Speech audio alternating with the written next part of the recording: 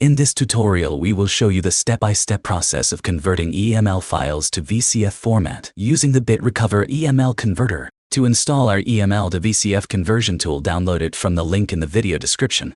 After installation, simply launch the software. To begin, click the Next button.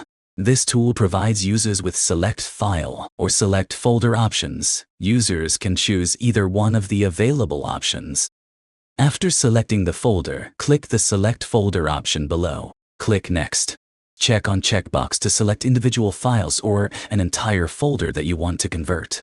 Click Next. Select a saving option allows you to save the file in your desired format for conversion. Let's select vCard option for this tutorial. Create single vCard option. Create single vCard file containing all contacts. The destination path section allows you to specify the destination folder where the selected file will be exported. Go to Filter Options to take a look at the advanced filter options of our tool. These filter options should be applied before starting the conversion, so you can export only the required data based on date range, from, to, subject, exclude folders, and other criteria. Optimization settings are designed to improve the speed and efficiency of the conversion or migration process. Now go back to the saving options.